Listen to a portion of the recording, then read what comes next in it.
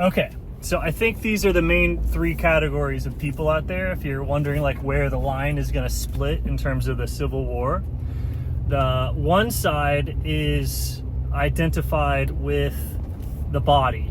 They're identified with the biology. They're identified with themselves. And so that's seen as a conservative or a traditionalist or whatever. And they advocate policies that are good for reproduction, good for society flourishing as a whole. Like what's the best in terms of like making more babies, healthier babies, and raising babies, because that's what the body wants to do. Like if you're identified with the biology wants to have children, so it's focused on family, which means it's also focused on nations, it's focused on nationality, it's focused on race, because that's extended family. Like race is basically just extended family. And so people that are focused on the biology are focused on the family, so they're focused on the children. Then there's other people who have more or less dissociative identity disorder, right? So that's the people with that are not their gender, they're not their body, they're freaky, they're weird, they're not like whatever.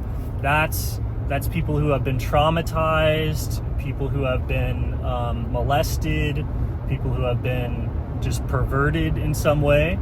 That causes their identity. They have to disidentify from the body because their body has been traumatized.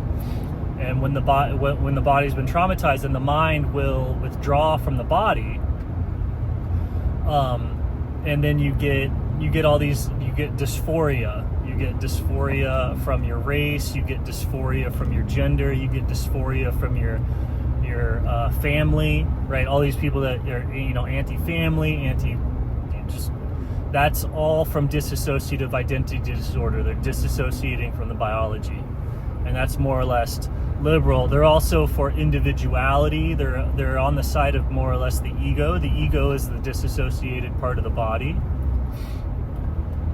and so they're for self-expression, things like that. And they're inherent, like it's about the liberty and the freedom of expression of the ego, to the point where they don't care about the body at all. Like it's like, I want to support my ego even if it's disastrous to my genetic lineage, even if it's disastrous to my family, even if it's disastrous to my nation, even if it's disastrous to my race.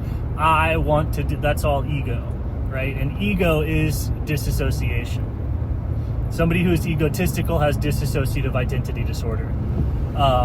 That all psychopaths and sociopaths all have dissociative identity disorder, and so that side is ruled and controlled by psychopaths. It's easy for smarter psychopaths to trick dumber psychopaths, because they're both operating on egoic principles, and so it's a little bit like a computer hacking another computer, and the stronger and more powerful the computer is, the easier it is to control it. And so that's where the Matrix comes from. That's where all this other crap comes from. It's all from trauma and dissociative identity disorder. So they're constantly traumatizing people to try and get them to disassociate, so that then they can be controlled by psychopathic programming. Right. And then there's the third group is those identified with consciousness, those identified with Christ, those identified with the Buddha, with being, with awareness, right? To varying degrees and levels of understanding and experience.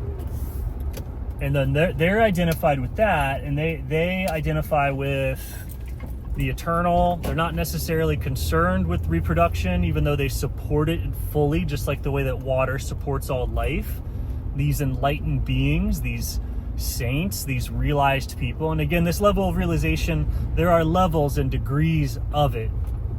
There's different levels of understanding God, but it's still an understanding of God. You can obviously and easily recognize the people that are in this third category, and that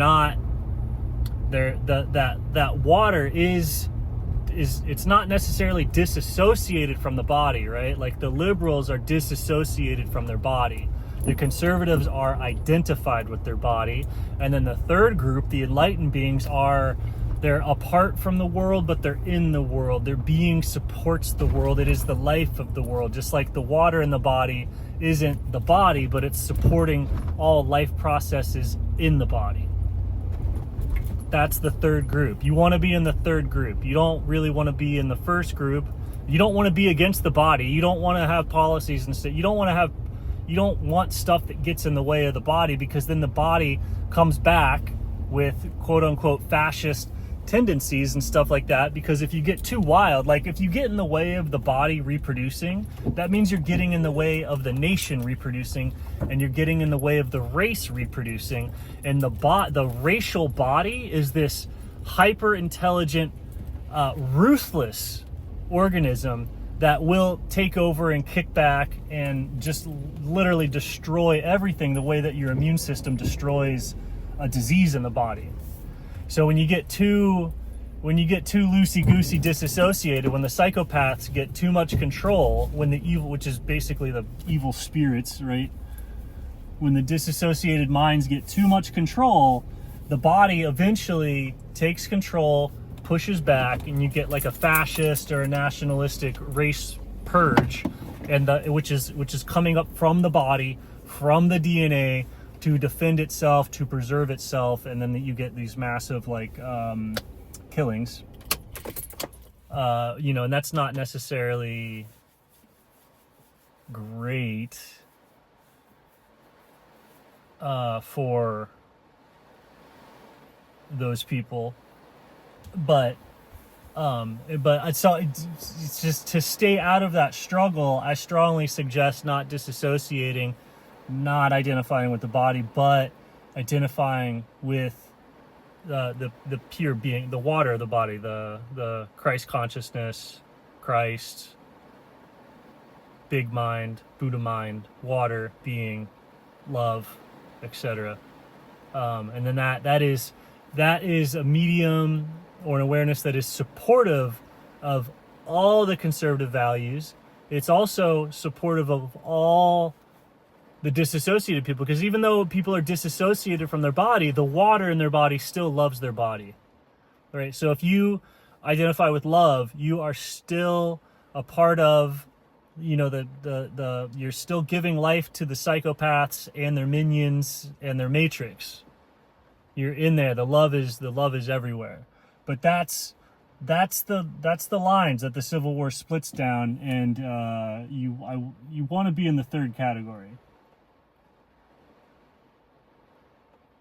You don't want to be in category. Anyway.